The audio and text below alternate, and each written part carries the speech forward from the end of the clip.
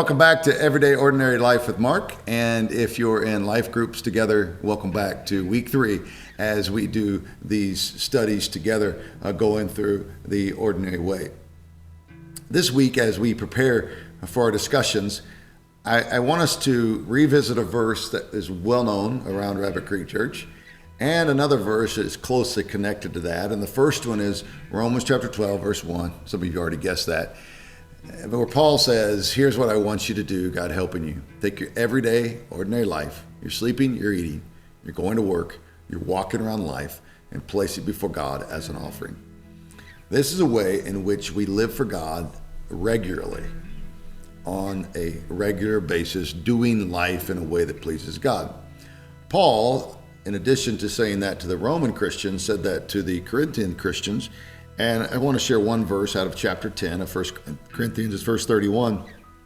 It says, so whether you eat or drink or whatever you do, do it all for the glory of God.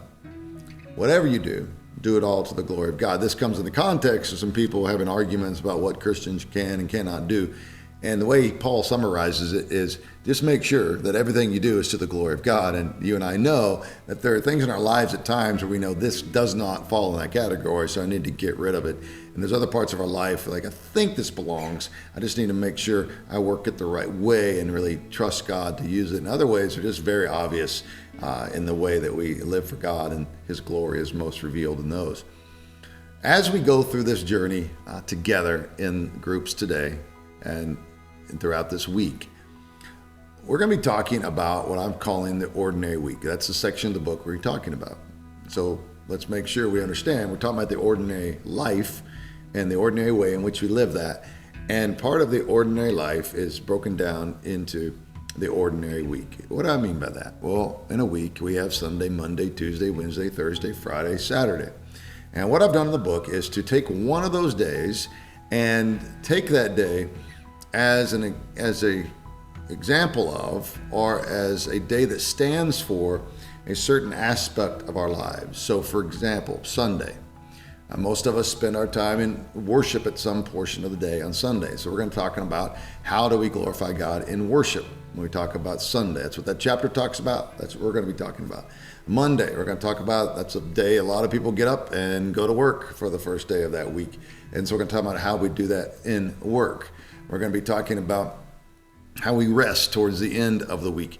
And all of these things throughout the week, how do we actually live for God in those ways? So this is a really practical week. I like this because what you're going to do as you read the chapters or listen to the chapters, and as you get together in groups, is you're going to discover, how do I do this? Whatever you do it all for the Lord. And how do I do this? Take my everyday ordinary life and lay it before God as an offering. Well, we do that by looking at the different aspects of our life, and a very easy way to remember that is just by naming those by a name of a day of the week where we're going to focus on that.